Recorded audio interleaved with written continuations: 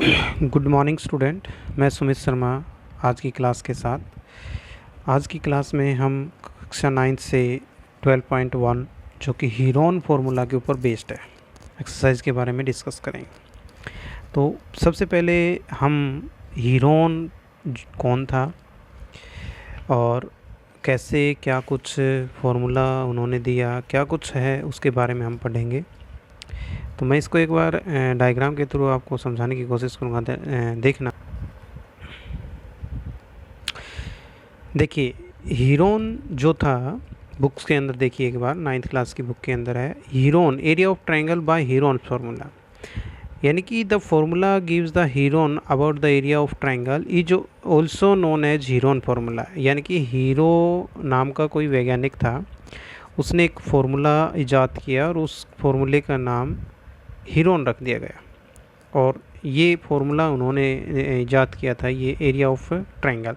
तो हमारे पास area of triangle का क्या फार्मूला था, 1/2 base into height.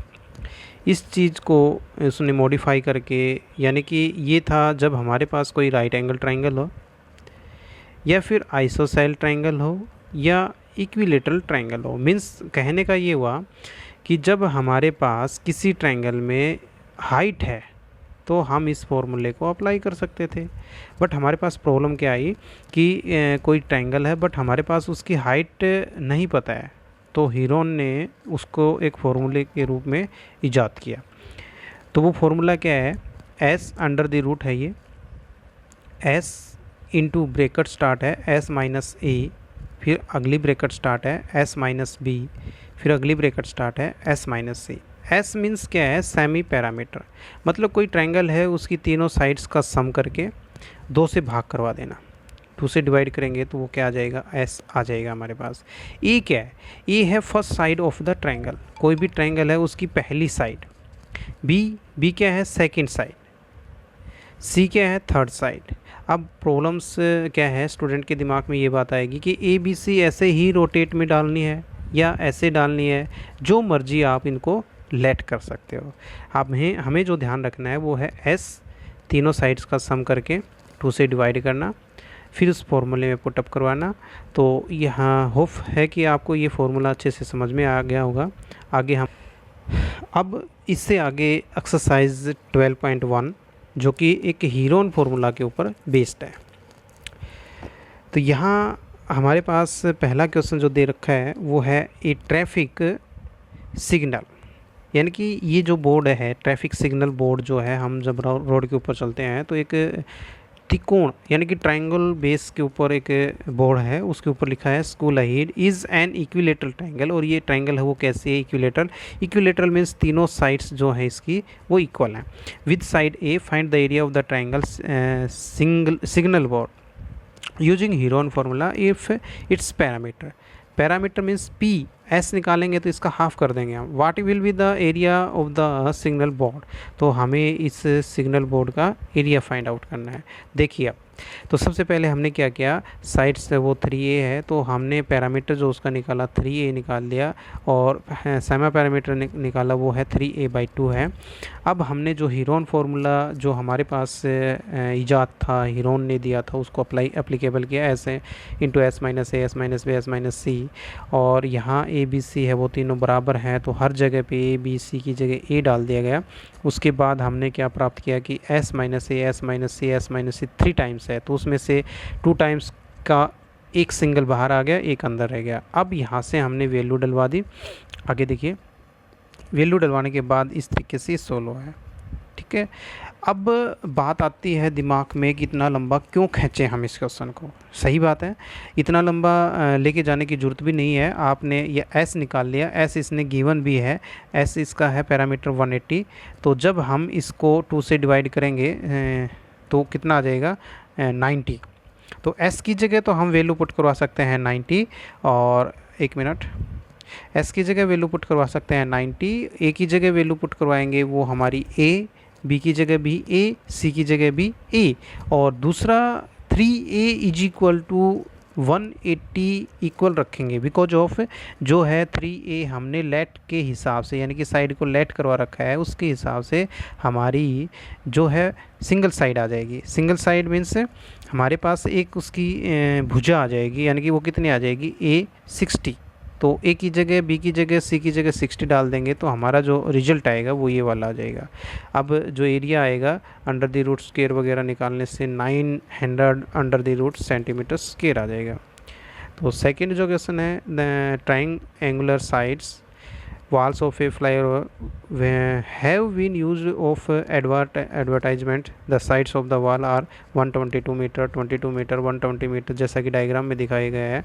Advertisement yield an earning of 5000 पर रुपीज़ पर मीटर स्क्वायर ऑफ और पर ईयर, यानी कि एक साल में 5000 रुपये उसको 1 मीटर स्क्वायर के हिसाब से पे करने आए। The company hired one of its wall of 3 months, उसने कंपनी ने एक दीवार को 3 महीनों के लिए हायर कर लिया।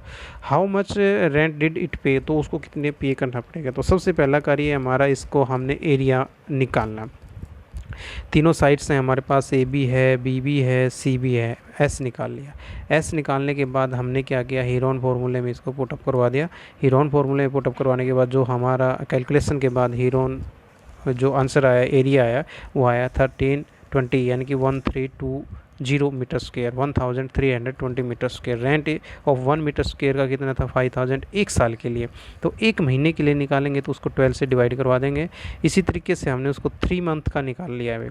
3 मंथ का निकालेंगे तो 3 से गुना करवा देंगे, और जो है हमारा आया है एरिया, उसको मल्टीप्लाई करवा देंगे। तो जो हमारे पास रुपीज़ आगे, वो आगे भाई 16,50,000 आपके पास रुपीज़ आ जाएंगे। 3 महीने के उसको इतने रुपए पे करने पड़ेंगे।